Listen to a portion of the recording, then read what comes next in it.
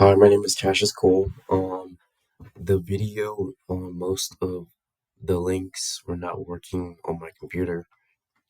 The only video that worked was really glitchy, so I think I'm better off just doing the audio. I'm gonna try to make this fast because I already recorded this and it was 90 minutes. My presentation is on John Hughes, a director and screenwriter. I chose John Hughes because I grew up watching a lot of his films that he worked on. I think he depicts teens very well. I think he depicts the human emotion very well and very accurately that I don't see a lot in other films. And yeah, he's made some of the most successful films in the 1980s and 1990s. Um, yeah, I'm gonna play a little bit of this clip because The bizarre thing is that I did it for my own. Pulled the tape off. He is right. Yeah, I know. Well, you know how hairy he is, right? Well, when they pulled the tape off, most of his hair came off and some skin too. Oh my god. And the bizarre thing I'm gonna is, skip a little more. yes. And the next thing I knew, I jumped on top of him and started wailing on him. And my friends, they just laughed and cheered me on. And afterwards, when I was sitting in Vernon's office, all I could think about was Larry's father and Larry having to go home and and explain what happened to him.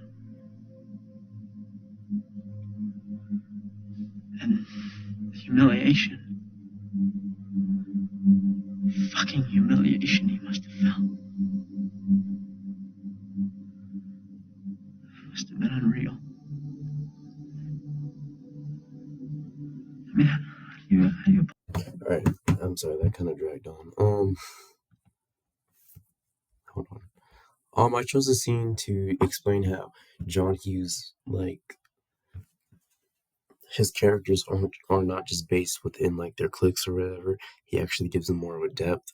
Like you in most films, at least back in this time, the popular jock guy wouldn't really be remorseful of what he has done. And I think making sure that Andrew really like actually thinks about what he has done and has like actual human emotions adds to the realism of his characters and of Andrew's character. And in the beginning of the film, you really see Andrew like as this hard, like emotionless dude that protects like the pretty popular girl. But as you like get to know him a little bit more, he's more of like an actual person, and he has feelings, and he is actually sorry for what he has done. I'm gonna skip to the next slide when I can.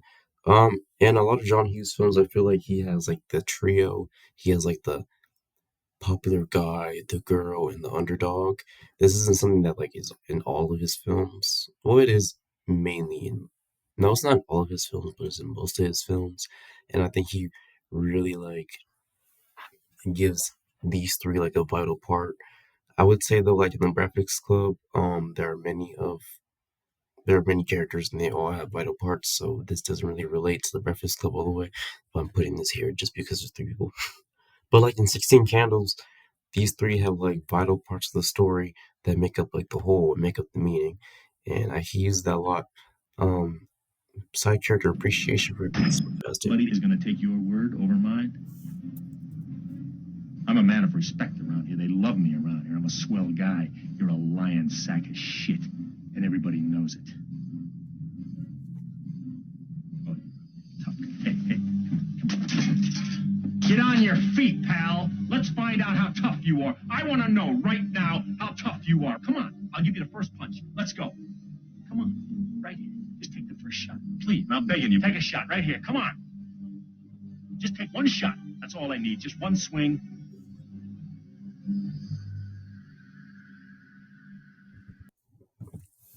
I think John Hughes gives a lot of appreciation towards side characters.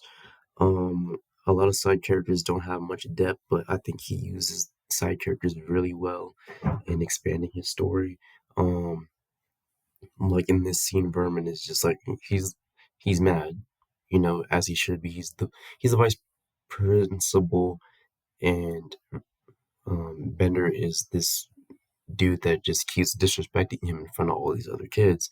And throughout the movie, you see Vermin like on his own doing this, doing that. You can see him build up this rage and get frustrated as a normal person does. But I think in a lot of films, they just spring that character on you, that angry character. But in this movie, in John Hughes films, people have reasons for doing certain things. People have reasons for being mad. People have reasons for acting the way they do. And I think Vermin is a perfect example of a side character gone right. Yep. Um, these are some honorable side characters to mention. Yep, they all have more depth than side characters I've seen in a lot of other films within this time period. Because I will say films now are a little different. Um, John Hughes would cast his characters, well, cast his characters based off of people who actually had traits that matched the character, which I think is very important. I think is very unique because a lot of people go for the acting, kind of go for the look. He goes for the person behind the script, the person reading the script. He wants to know what this person does on day to day, what they're like in person, and he's not just relying on their skill, he's relying on them. And I think like him believing that someone who acts like the character he wrote down will most likely be able to represent that character better. I think I think this is his thought process. Like Judd Nelson in these quotes down here, he says the door burst open and Judd came in with these torn up pants and boots. He turned to Michael and started doing the lines for Bender. Um, After this, he casted Judd Nelson just like that, and I think that's like very important to his style of casting, his style of being a filmmaker. His pacing and plot. I think his pacing really like drives the plot. At first, when I watched like First Bueller's Day Off or The Breakfast Club and 16, no, Pretty in Pink, I thought it was really long, very washed out, but after a rewatch, I realized that these long, washed out scenes really give you time to think about the character, time to realize the character that John Hughes has built, and I think it's very, I don't know, meaningful. Yeah, First Bueller's Day Off had a lot of like empty scenes where they were just like walking around doing nothing, but it really shows like the character. Like First Bueller is this chill dude who thinks you should stop and like look at life. So it makes sense for like the scenes to be long and kind of empty, but shows that we're here, they're there. Um, this is an example, a really quick example.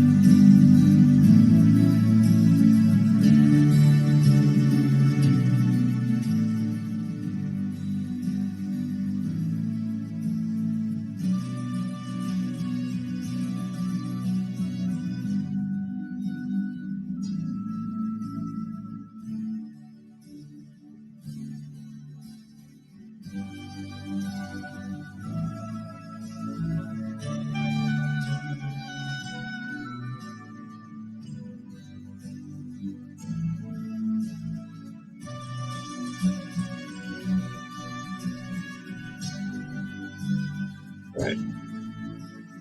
It's a very long scene, but you can kind of tell some bits and pieces about the characters in this scene. Um, Next is teen depiction. Here, I'll play the clip first. I know it's kind of a weird time, but I was just wondering what is going to happen to us on Monday when we're all together again. I mean, I consider you guys my friends. I'm not wrong, am I?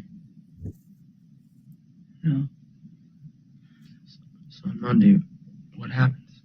Are we still friends, you mean? We're friends now, that is? Yeah. You want the truth? Yeah, what's the truth? I don't think so. With all of us, or just Jim? My bad. But yeah, well, I made it really short, but there's more that goes on in that scene. Um, when Andrew butts in, he's like, "No, I would never do that," and she's like, "Yes, you would."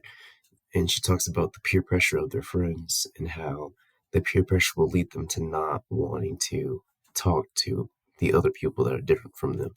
And I think that depicts I think that depicts many people, not just teens, very well. It's more relatable. I remember when I first saw this scene, not when I first saw this scene, but this scene relates to something that I did do in high school where I hung out with someone at this place with my friend and this girl that was in my class and the girl that was in my class that I'll talk to. I talked to her a lot that day, and after that we just became acquaintances, and it didn't really relate to how we were talking at this event. And at this event we were basically like friends. But me and her have very different friends, and not that I was like following my friends or whatever, but I had a friend that did not like her, so I didn't really like go up hanging out with her all the time during school. So we just like give each other like hellos and like pass right by. I think that relates to this scene a lot. And yeah, I think John Hughes did a great job of depicting this because at least during this time as well, um, people were afraid to get out of their groups and go towards something different, something new, and explore different like relationships with different people that are different from them. Next, I know it's kind of. John Hughes' work ethic. This man completed 15 screenplays before even producing a film, which is pretty crazy. He was letting them scripts out like no, can't say that. He was producing them scripts hella fast. Is all I can say. Um, yeah, and John Hughes passed away on August 6th, 2009. Rest in peace to a very um, creative, very um, influential man within film, and I low-key miss his stories. I wish he made more films because I don't know. I just wish he made more films. Sometimes you just need a good film, and he made a lot of good films, but I feel like we need more, and people would be able to see that better. See the things that he has produced and how they relate to us actually. He's not just sitting there making a character. No, he's actually making a relationship with the character, making this character more meaningful, more in depth. But yeah, that's my presentation. Thank you for listening. I hope this isn't too long, like the last one.